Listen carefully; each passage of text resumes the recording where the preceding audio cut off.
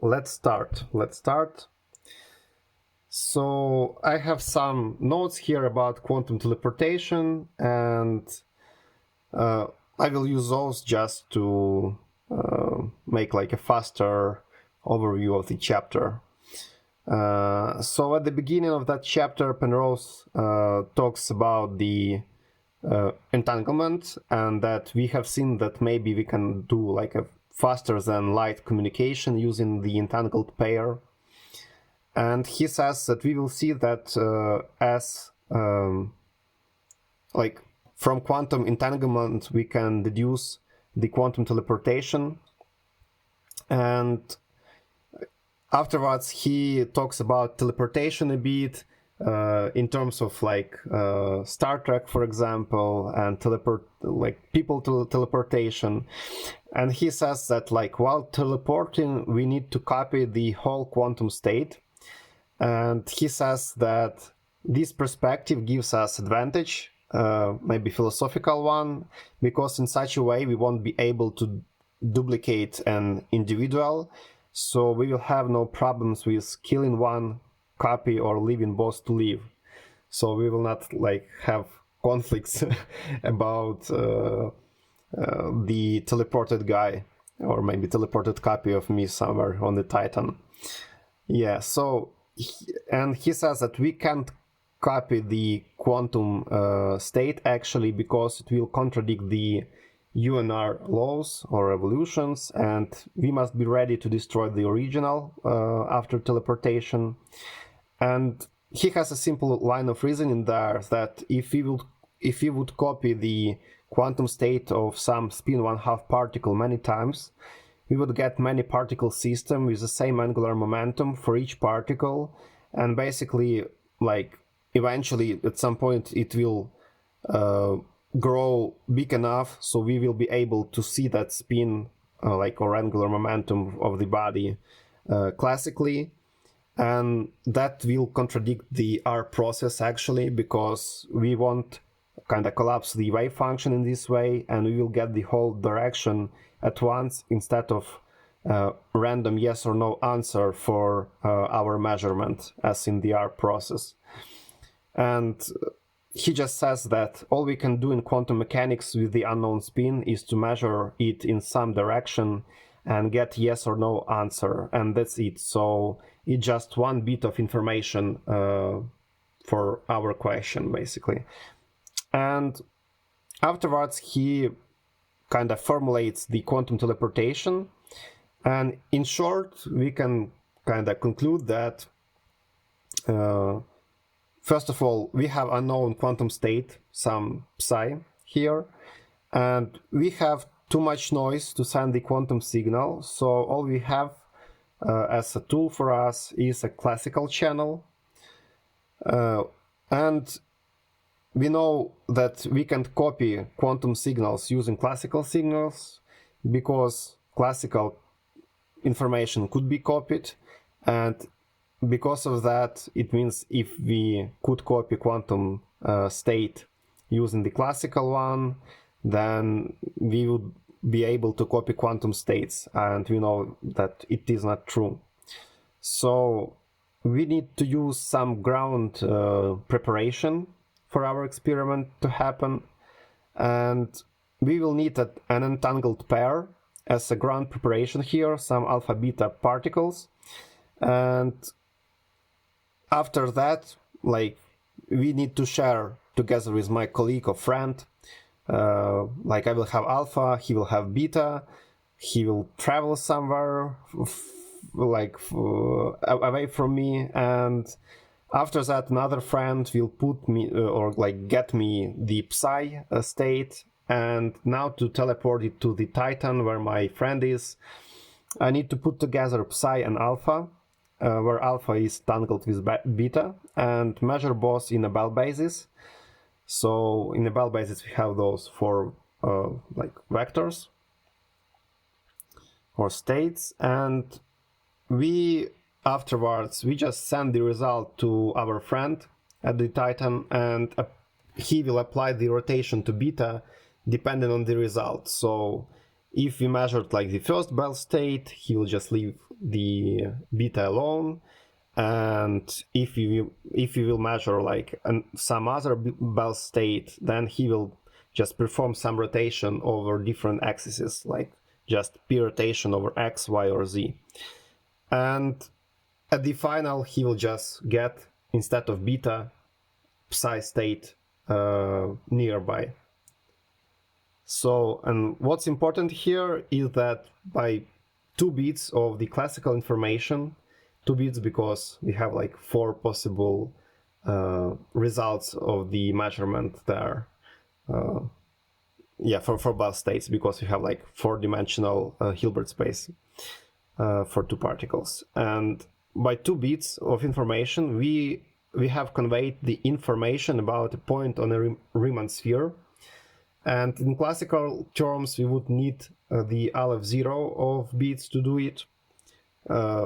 And he adds in the book that if we assume the like perfect precision there for a point. Yeah, and he says that real experiments confirm quantum teleportation, of course at the smaller distances, but anyway. And quantum cryptography and quantum computation actually depends on this crucially. And if you will consider the space-time diagram of the quantum teleportation, we will see something like that. So at the beginning of time, we have like spin zero particle, which will separate from the EPR pair somewhere. And afterwards, at that like moment of sharing, at the pinpoint of that diagram, we will part with my friend and like spend some time at different locations, and you can see that another friend approaches here. He gives me the psi state. I will measure it with alpha, transfer the classical signal with the light speed to my friend on the Titan, and he says, I mean Penrose says, that the only link which could pass all the information needed actually goes 5 years into the past and back to the future. And that link is exactly what we can call the Quanglement. So you can see that link going from the psi state here into the future, and then backwards to the past, and then forwards to the future once again. So it's kind of zigzags there. So, and we will talk in the next subchapter about Quanglement. But meanwhile, any questions about this chapter?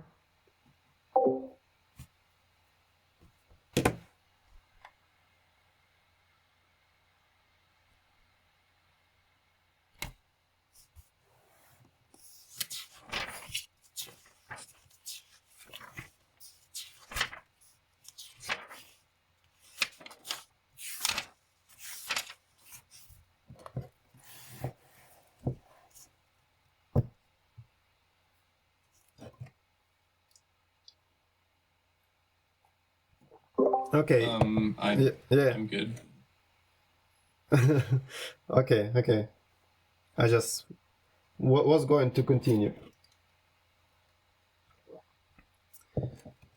Yeah, so Quanglement. And Quanglement is actually a word developed by Penrose especially for the Road to Reality book.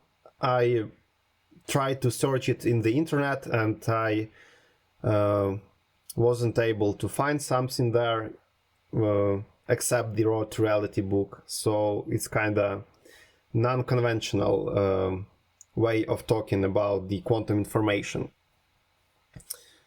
Yeah, and he starts that section saying that he is not saying that we can send signals faster than light and that information can be propagated backwards in time, because that will lead us to paradoxes, and we will talk more about those things in chapter 30.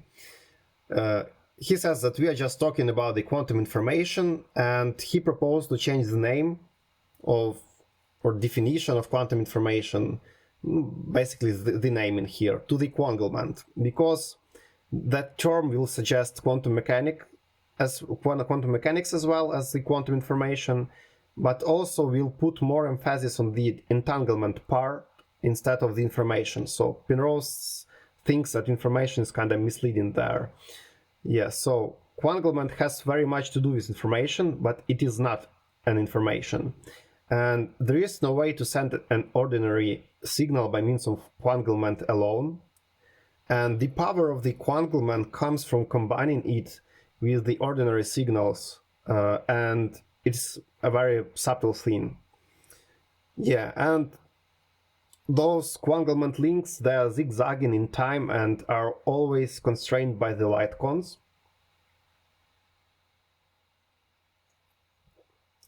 Yeah, and afterwards he says that, first of all, to produce entangled pair, usually the process of parametric down conversion is used, where we have some kind of the non-linear crystal and, I don't know, some photon gun there probably. So we just kind of shooting the photon at the non-linear crystal, and we have those like an entangled pair flying from the another part of the space there.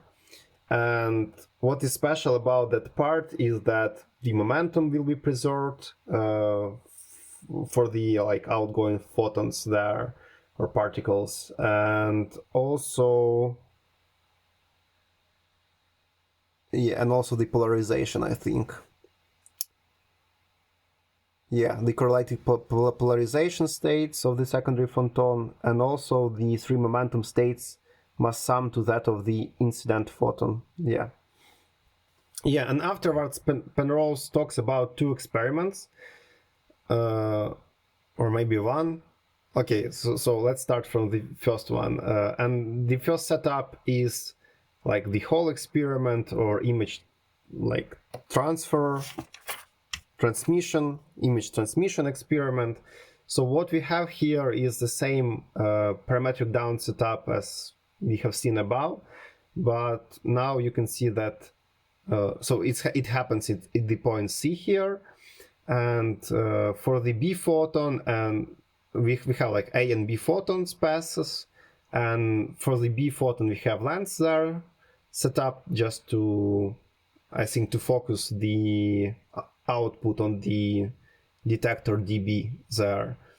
And we also have a special card with a hole formed into the start shape there, and detector dA.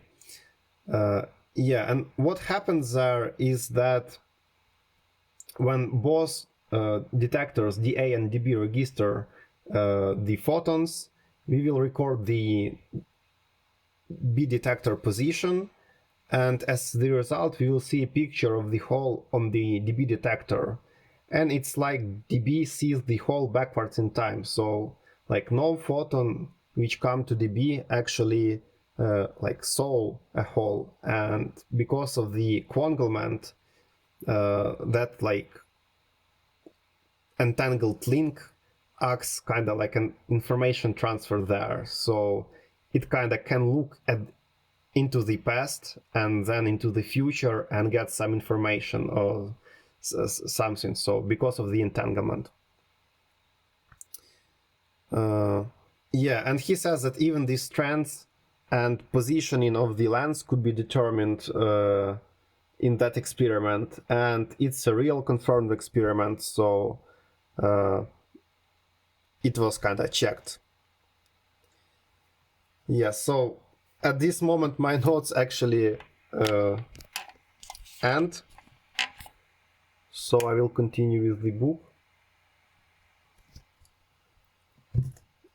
And afterwards he says that similar experiment can be kind of made. So like on the other hand, he says the general type of that situation might be regarded as not being essentially quantum mechanical, and like we can use a modification of the Elitsur wideband setup illustrated in chapter 22, but actually we have like similar picture here. So we have like Mach Zander interferometer here, I think, and the same classical scene will happen here because like the only photons which will be able to go to the B plate here at the bottom will be those which will not pass through the C here, I think. Let me recall. Yeah, so we have photographic plate at B. And we have template at C here. So I think it's not a hole here. Probably. So probably that's not a hole, but a template. And that template will stop the photon from coming here. And probably we have, instead of like a picture here, we will have like the outer edges of start drawn on the photo material instead of just like a photo of a star. So it's kind of negative one. Okay, so like the basic idea here is that using the interference, we can kind of filter out some photons here, and therefore they will not come down to the B detector, even in classical situations here. So we will have similarly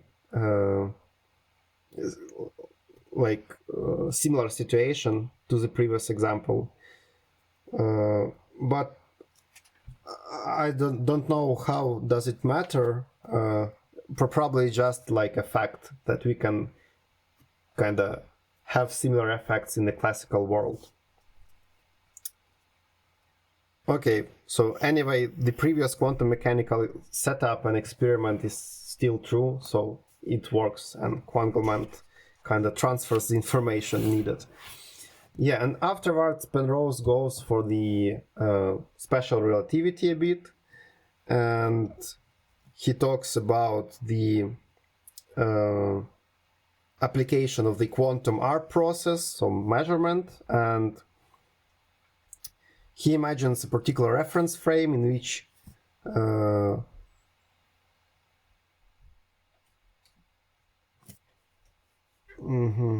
okay, I think we can skip that. So anyway, we can just take a look at the picture here, and I think that will suffice just to overview that example. So what we have here, we have like a space-time diagrams, we have Earth and Titan, and they are moving into those like straight lines in a time. And we have lines of simultaneity drawn here with the dashed lines. Like here is one, here is the second. And basic idea here is that for different observers, we will have like two seemingly incompatible views as to which of us, like me at the Earth or my colleague at the Titan, will break the entanglement first. So like from this first reference frame, I think he calls it like sun stationary. Yes, stationary with respect to the sun frame. The detector on the Titan registers first at B, and this reduces state simultaneously at point B dashed here, or B apostrophe probably, at the Earth. And therefore, only afterwards the measurement at Earth at the point A happens. So, and if you will imagine in the special relativity some guy flying with a big speed, here he is depicted using that vector O. So, and he flying from Titan to Earth with a great speed. For his lines of simultaneity, you can see those drawn with smaller dashed lines here on the diagonals.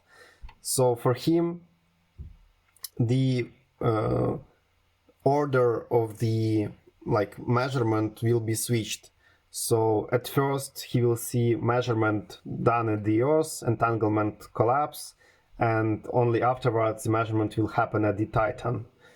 Yeah, so, and because of that, Penrose asking like, is R real actually? So could R be like a good good procedure basically, or correct one? So either R is correct or special relativity is correct. So we have kind of the conflict there. And at the end of the chapter, let me open it. He just says that so he has that paragraph, I called it conclusion here, that basically he says that on this picture it is not correct to think of either measurement, mine or colleagues, as affecting the reduction and the other as measuring the reduced state. Actually, the two measurements events are on equal footing with one another, and we think of the Quanglement as providing a connection between these events, which correlates the two. It makes no difference which event is viewed as being to the past of the other, for Quanglement can equally be thought of as propagating into the past as propagating into the future, not being capable directly of carrying information. Quanglement does not respect the normal restrictions of relativistic causality, and it merely affects constraints on the joint probabilities of the results of different measurements. So, like, basically he just wanted to say that like if you add special relativity to the mix, to the quantum mechanics, you, like, for the R process, it actually will not matter in terms of order, like who break the entanglement first, because from the special relativity perspective, only Quanglement will matter, and for Quanglement there will be no difference between the ordering of the, like, entanglement breakage actually. So yeah, that sounds tricky actually, but that's how he says it is. Yeah, and in the previous paragraph he also said that, like, no ordinary information could be transmitted, but it seems to me that it's kind of repetitive. We kind of heard about that already, right? Okay, and at the end he says that Quanglement is really useful, but not a really, like, not a breakthrough, not something like really big. He says that the idea of Quanglement certainly does not does not resolve the issue of quantum measurement, telling us little, if anything, about the circumstances under which R takes over from U. And he just kind of finishes the chapter by telling us that we will address more and, like, speak about those issues in the later chapters, in chapter 29, 30, and also 33. Yeah, so that's basically it for the chapter 23. Maybe you have some questions?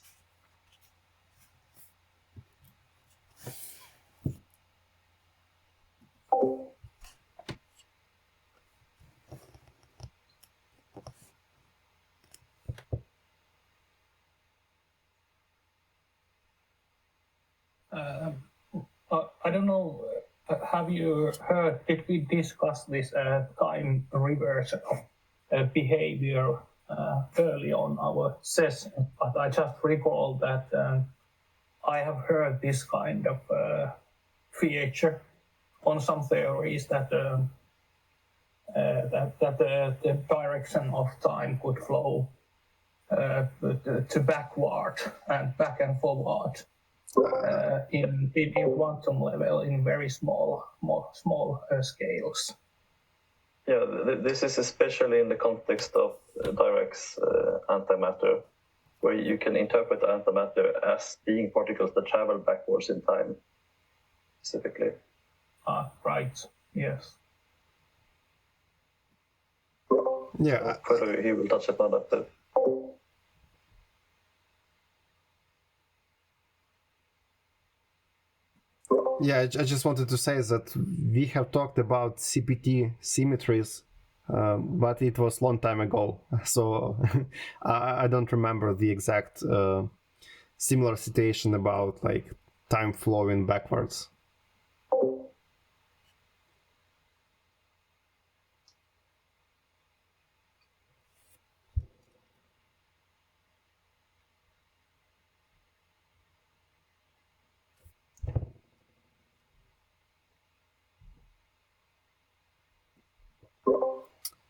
Okay, if no questions, I will go for 1 minute to the kitchen to pour some water, and I'll be back in like a minute, and we will continue.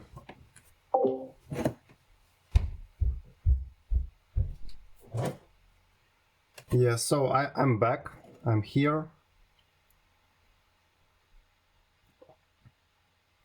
Come back. So let's try to continue. Chapter 24. Chapter 24 and first subsection here.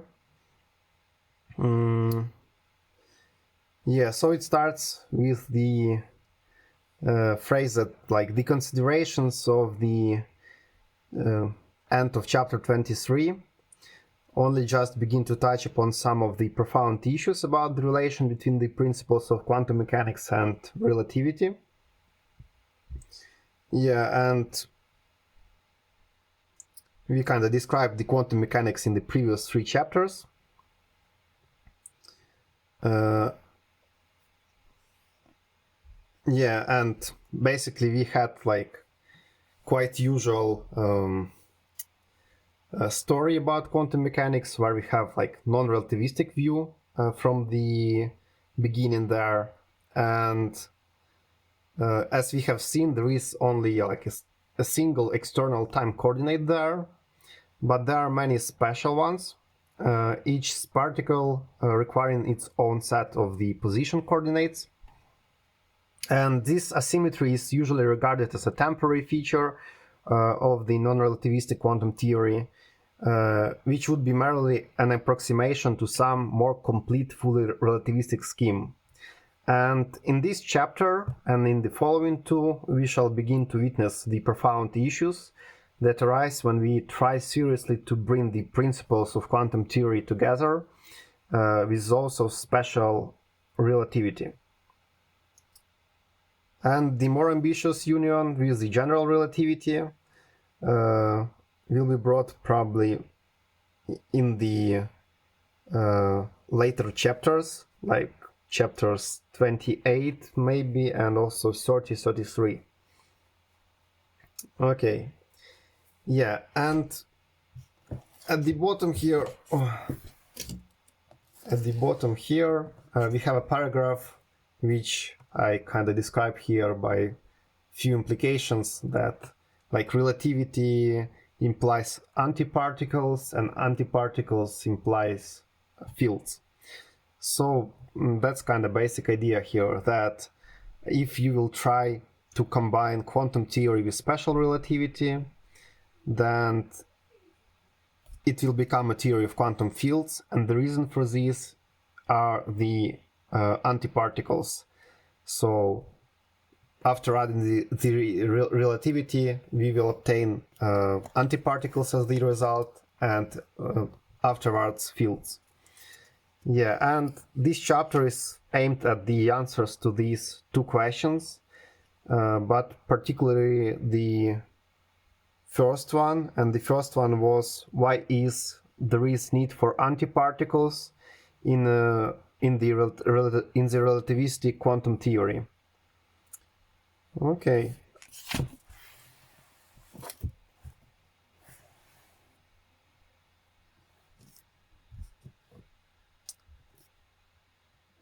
Yeah, so and quantum field theory itself will be discussed in chapter 26. And we will glimpse some of the pervasive tension between special relativity and quantum theories are. And that has guided the subject of particle physics into more and more elaborate mathematical schemes over the course of the history. And we shall find ourselves entice into a long and fascinating journey there. So, yeah, and when the tension can be resolved appropriately between the quantum mechanics and special relativity,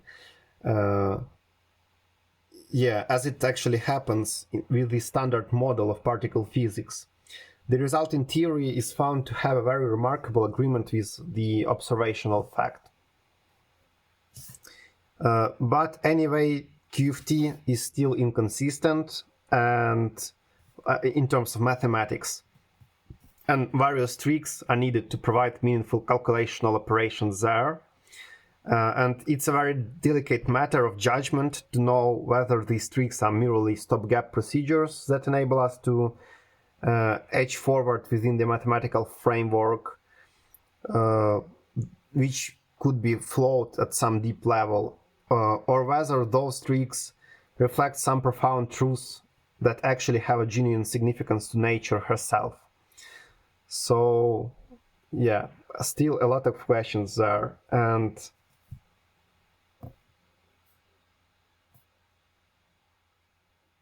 yeah, he says that most of the recent attempts to move forward in fundamental physics indeed take many of these tricks to be fundamental. And we shall be seeing several examples of such ingenious schemes in these and later chapters. Some of these appear to be genuinely unraveling some of the nature's secrets.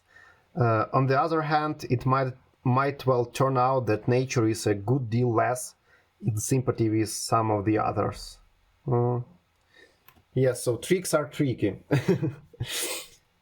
Okay, I will wait a few seconds for questions.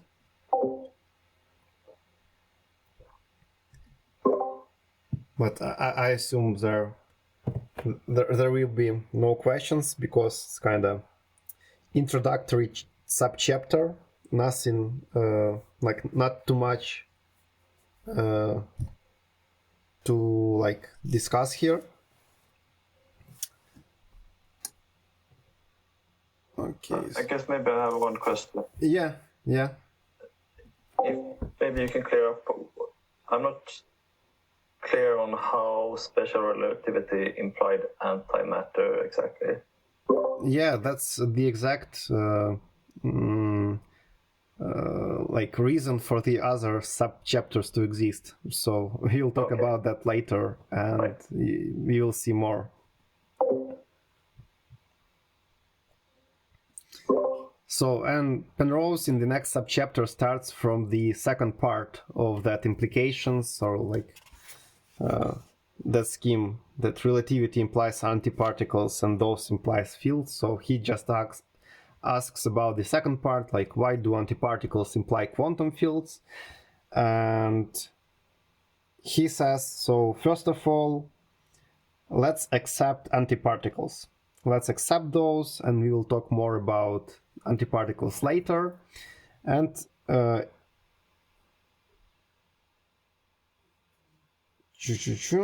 yes, and he says that the key property of an antiparticle, at least the antiparticle of a massive particle, is that the particle and antiparticle can come together and annihilate one another.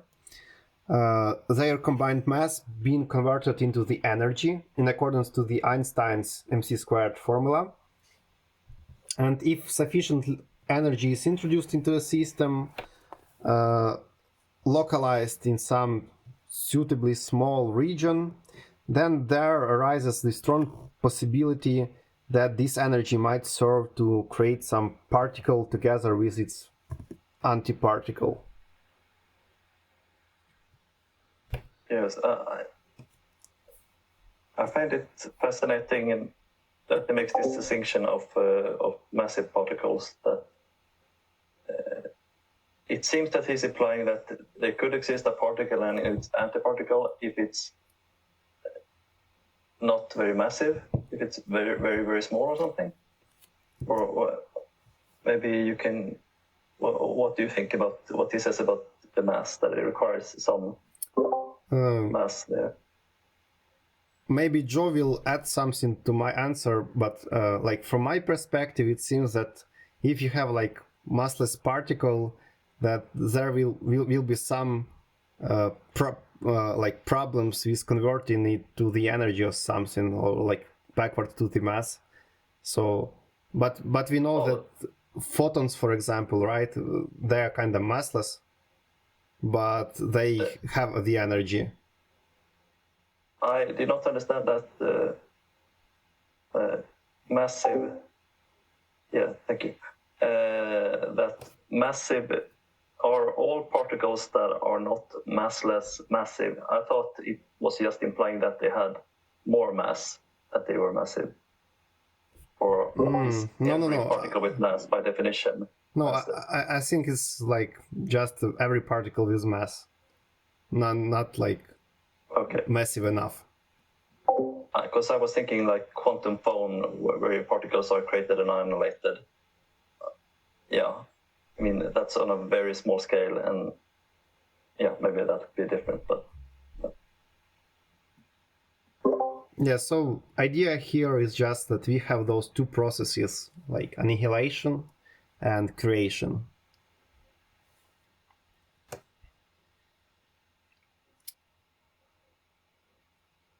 Yeah, and therefore in our relativistic theory, like it cannot be just a theory of single particles, nor of any fixed number of particles, because like the number of particles could grow there because of the creation from like pure energy there. And we know in quantum theory that if there is the potential for something to happen, then this potential possibility actually makes its contribution to the quantum state. Yeah, and in attempting to come up with the theory of relativistic particles, therefore, one is driven to provide a theory in which there is a potential for the creation of the unlimited number of particles.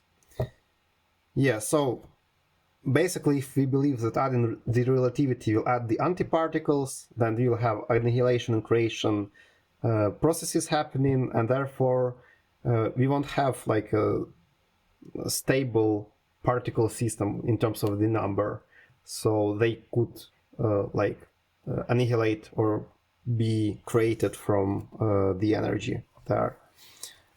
And this takes us out of the framework of the chapters 21-23,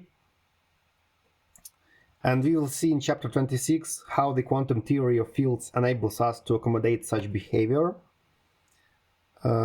So like the common viewpoint here is that the primary entities in such theory are taken to be the quantum fields, and the particles themselves will arise there as merely as field excitations. I think excitations is some like small excitations. Okay, so it will just mean that like small disturbances in the fields, or like maybe wave propagating through the field, will be a particle. And we shall find that this is not the only way to look at the quantum field theory. In the Feynman graph approach, which we will address in chapters 25 and 26, there is a strong particle-like perspective on the basic processes that go to make up the quantum field theory, where an unlimited number of particles can be created or destroyed. Okay, and can't understand my notes here. Okay, so he says that it is instructive to elaborate a little more on the reasons underlying particle creation as a feature of a sensible relativistic quantum theory. And essentially, the reason to expect particle creation comes down to the Einstein's famous MC² formula, and because like energy is basically interchangeable with mass. And when enough energy is available, then particle mass can be created out of that energy, he says. Yeah, and however, having the means to produce the particle's mass is not in itself sufficient for the conjuring up the particle itself. So there are likely to be various conserved quantum numbers, such as electric charges, which are not supposed to be able to change in a physical process. Simply to conjure a charged particle out of pure energy, for example, would represent a violation of charge conservation. Okay, and with the assumption that for every kind of particle there is a corresponding antiparticle, for which every additive quantum number is reversed like charge, reversed in sign, I mean, and then the particle together with its antiparticle can be created out of pure energy. So basically he just wanted to have like conservation to be present in our theory here, and actually antiparticles are things which will guarantee for us in the process of the creation that all those additive quantum numbers consort like charges. Okay, and we have the last paragraph here and small picture. Let's take a look what is here. So we have just a particle and its antiparticle can be created out of energy. All the particles consort additive quantum numbers are reversed in sign for the antiparticle to ensure conservation of these quantities in the creation process. So yeah, I'm not sure what's about those wiggly lines. Maybe those are photons or something, like some massless energy collision here happening. And we see the straight lines coming out from the collision. Maybe Joe knows. It's the Playman diagram, right? What's the question? What's the particles coming in there? It just says energy. Is it supposed to be photons, maybe? Yeah. So usually with the wavy lines like that, those are bosons. So they could be. I think most likely it's going to be photons, but they could be, a W plus and a W minus, or maybe even two Z's. But yeah, the wavy lines are bosons. Cool. Okay.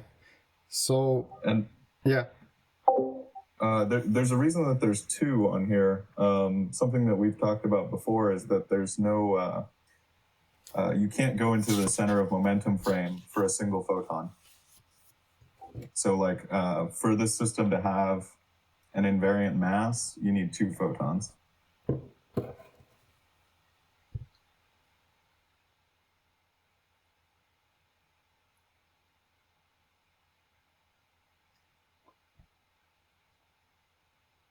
Like you could draw the diagram for a single photon going to like an electron and a positron, but that would only be an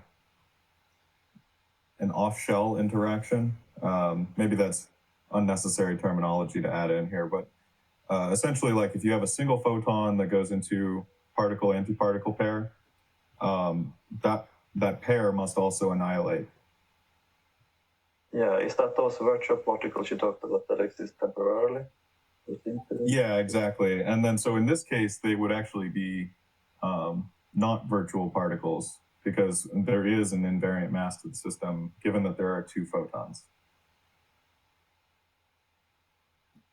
So like one photon cannot generate like massive existing for a long time particle, yeah? Right. Yeah. So it would just it would violate the conservation of momentum because there would be like an invariant mass to the two particle system, but not for the single photon. So like before and after the decay, you would have like different masses, and the masses are supposed to be invariant. So effectively, you could like boost to a frame where there would be some contradiction, where you have to assume that the photon was massive somehow, and that's why I called it off shell. There's like on shell photons which are massless, and if you have them producing like these virtual particles, or if they're carrying some mass to them, they call that off shell. So this diagram includes 2 photons so that you don't have to make that consideration. Yeah, interesting note. Okay, so at the end of that subchapter, he talks about like how mass and energy converts in the creation and annihilation processes. So the rest mass of the antiparticle is, on the other hand, the same as that of the original particle. So we need sufficient energy, at least twice that of the rest mass energy of the particle itself, to create both the particle and its antiparticle in this process. Okay, and conversely, if a particle of a given type encounters another particle which is of its antiparticle's type, then it is possible for them to annihilate one another with the production of energy. So it seems like a probabilistic process. Okay, and again, the energy has to be at least twice the rest mass energy of the individual particle. And in either the creation or the annihilation process, the energy can be more than this value, because the particle and antiparticle are likely to be in relative motion, and there will be an energy residing in this motion, the kinetic energy, and that adds into the total. So in any event, we see that the presence of antiparticles indeed forces us away from the quantum theory of individual particles as described in chapters 21 and 23. So that was the answer to the why antiparticles imply quantum fields. So actually it seems that we haven't talked about fields too much here, right? But we know that fields here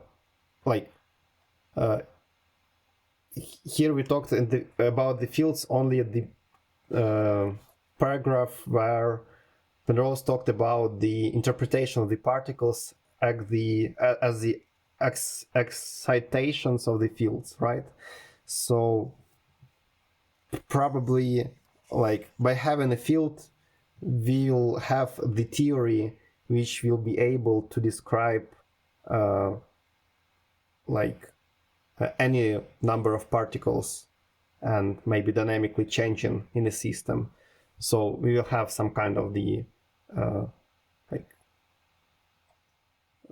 I don't know, like a space or a matter, or like metamatter for the particles to be created or annihilated in there. So therefore we come to like a continuous, some kind of the continuous thing, or I don't know, like function there. So field instead of just a coordinate, which is just a continuous particle or something. Yes, so that's it. Any questions or maybe something to add here?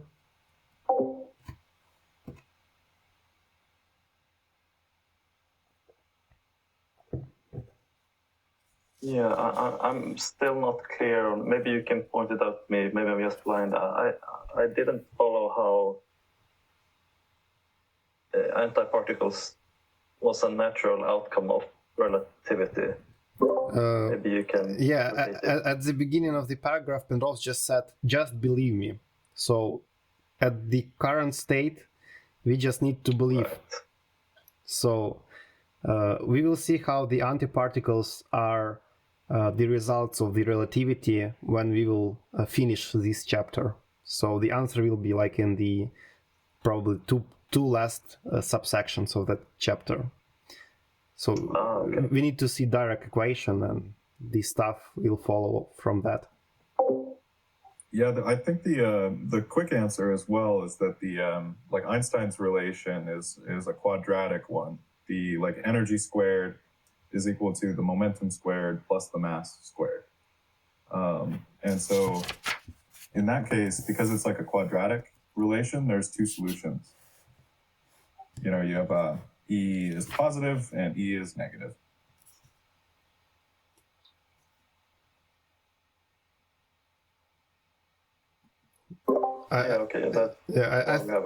I think Joe is talking about that formula, right?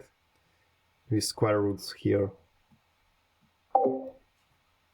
Yeah, and so that would be the Hamiltonian. But yeah, I'm just like kind of speaking generally about the Einstein's relation. It's actually just above, it looks like. I can see it just at the top of the screen. Yeah, it's up just a little bit, Slava.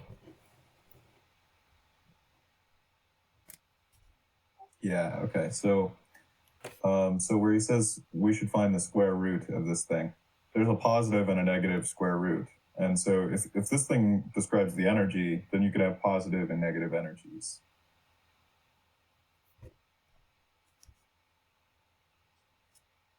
And therefore we will have like particles and antiparticles from that square root thing. Yeah, this was a big problem because people didn't know how to interpret it. You know, Penrose is emphasizing the positive frequency requirement here, because it's like, well, what if there really were a negative energy? Well, all the energy surrounding it would just kind of fill that well. So you can't truly have negative energy, but it seems to be a solution. So they spent a long time trying to interpret these negative energy solutions because though they're named that way, it's not truly that they have negative energy. So figuring out what that meant took a really long time. But then today we need negative energy to create wormholes, theoretically. That has to be something different then, I guess. Because I don't think it's simply antimatter. Yeah, exactly. So it's like antimatter can, you know, have like a momentum, and the energy that's associated with that is actually a positive energy. But as we remarked earlier in the call, it's as if it's moving backwards in time. It's a really difficult interpretation. But yeah, ultimately the energies are all positive because of this positive frequency requirement. But the negative energy solutions, they only look like negative energy solutions if you're assuming that they're just matter. But if they're antimatter, those negative energy solutions are actually positive energy solutions.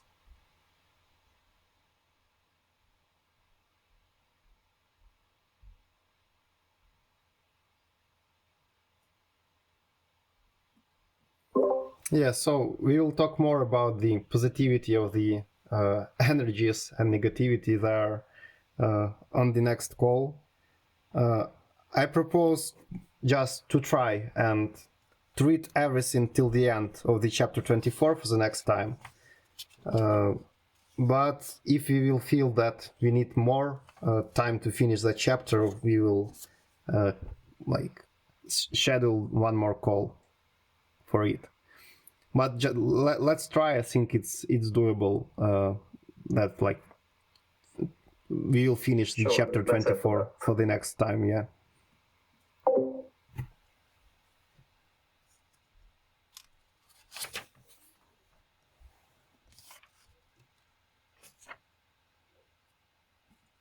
At least. Do you have a sense of how much text is it compared to what we read this time?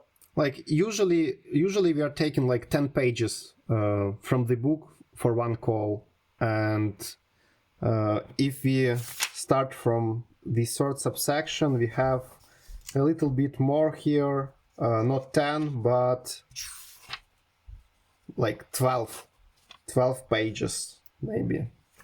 So that's it for the remainder of the chapter. Yeah, it's pretty short chapter, so only 12 pages more and it is the end. It's perfectly reasonable if we disregard possibly heavy content, but this has been relatively easy. Yeah, and I can make a small review right now, like for a few minutes. So like just I will say a few words about the next subsections. So in the next one, subsection number 3 here, we will talk about energy positivity in quantum mechanics, that we have like a Schrödinger equation and we have solutions for it, described by the exponential functions here with the energies and the power there. And if we will have, or if we had like negative energies there, then in quantum mechanics that will be like bad news, and we will have like a problems there, some infinities, I think, or something like that. So therefore we have that like how to say that, like demand for the energy to be like positive there. And actually at the notes at the end of the chapter it says that positivity of energy just means that we cannot go like, so basically energy should be bounded from the bottom somehow. So we will not have infinite well of energy going down, down and down somewhere. And that's it. So positivity for the energy means just that, because if we have like negative energy, we can just, and it's bounded from the bottom, we can just add some constant. So energy is just like a concept which we can kind of remeasure or renormalize by adding constants there. So, and make everything positive afterwards. So basically just about non-existence of that infinite quantum well for the energies or something.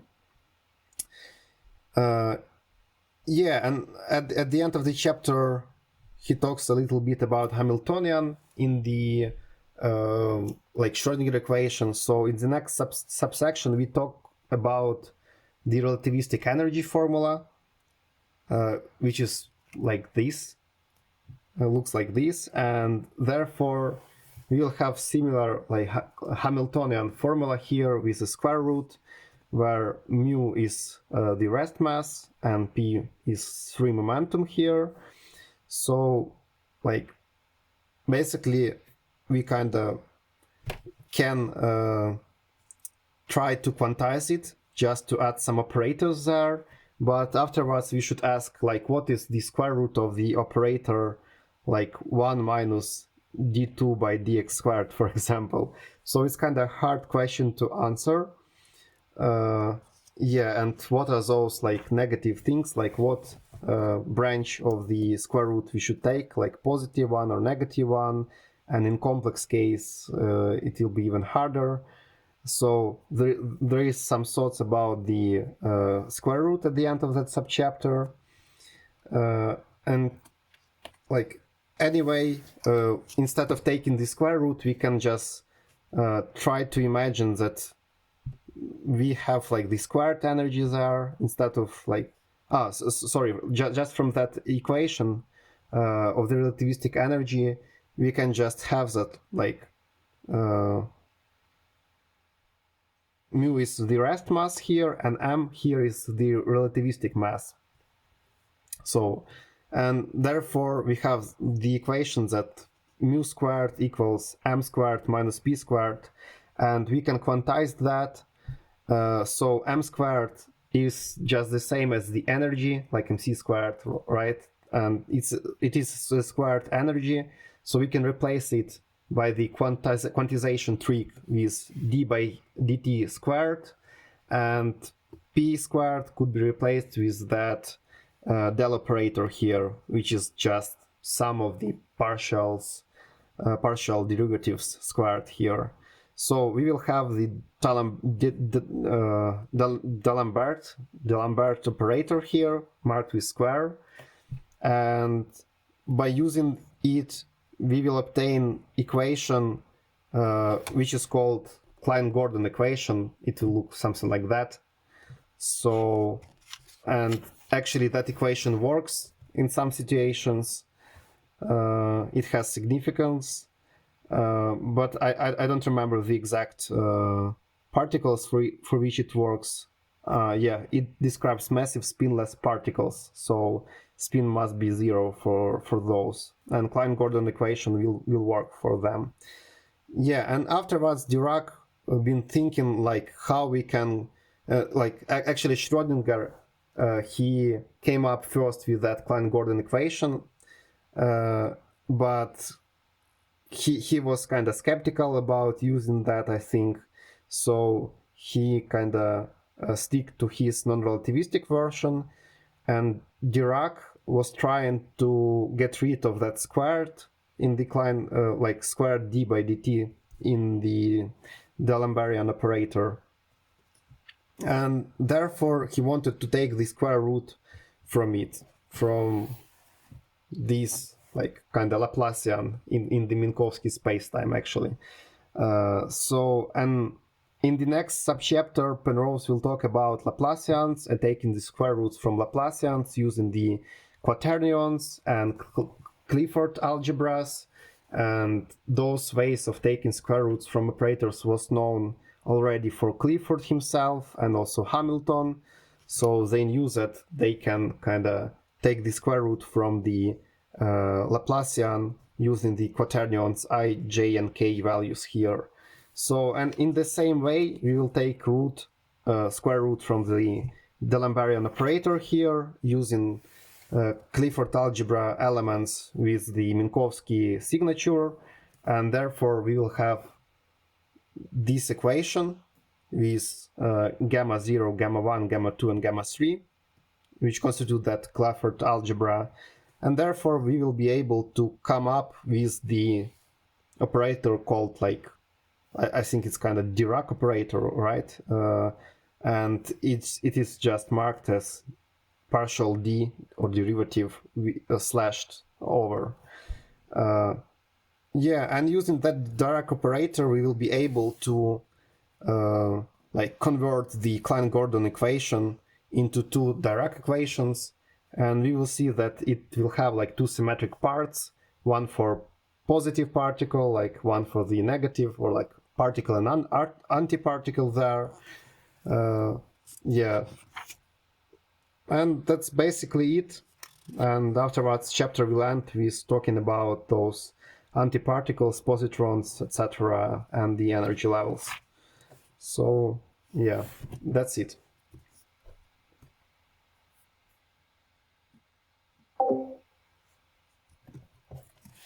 I actually had a question.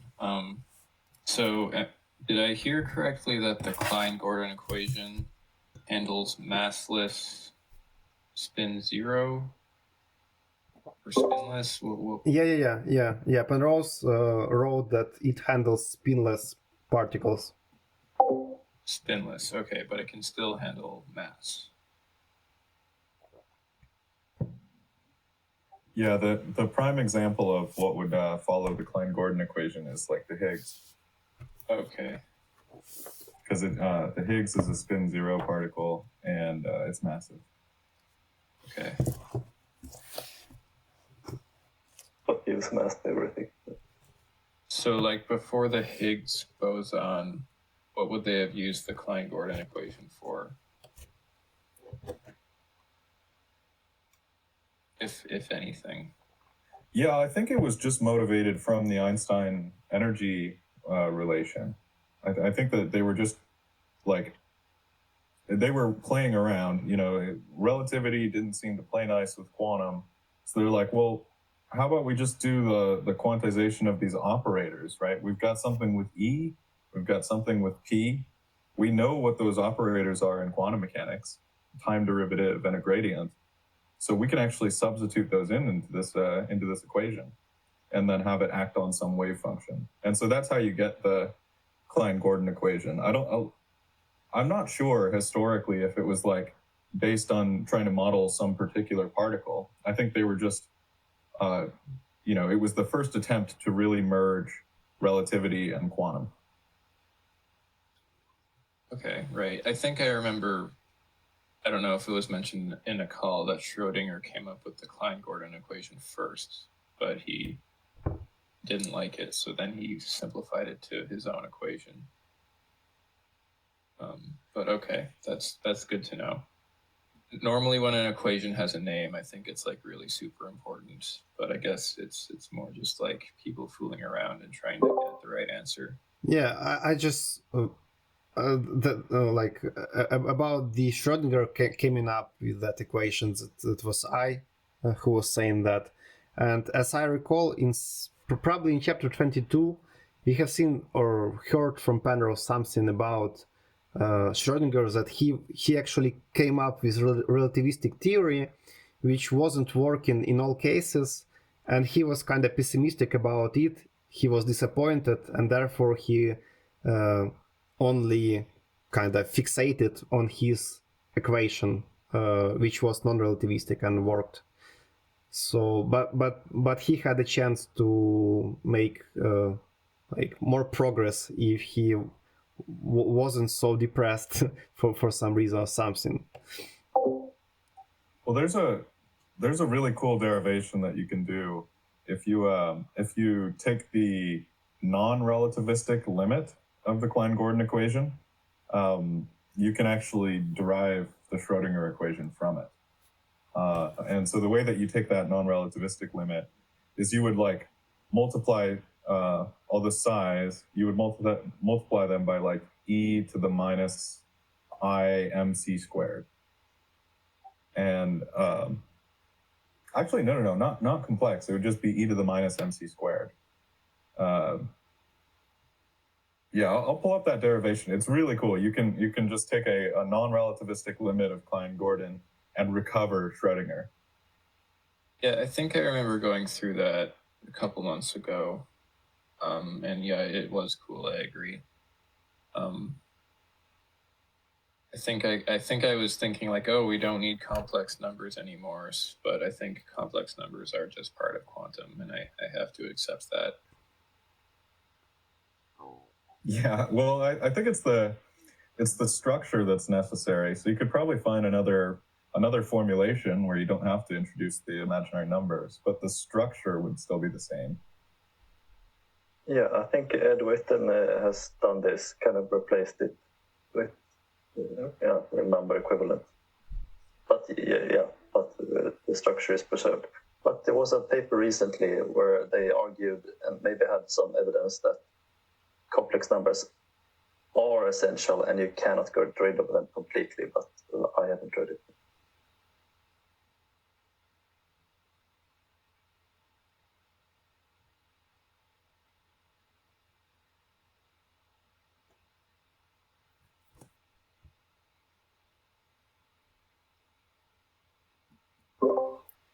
Okay, so I think we can end for today, right?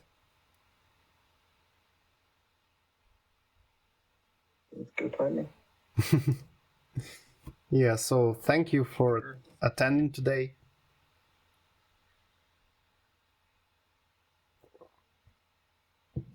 Yeah, Yeah, thank you. I'm looking forward to the next few chapters.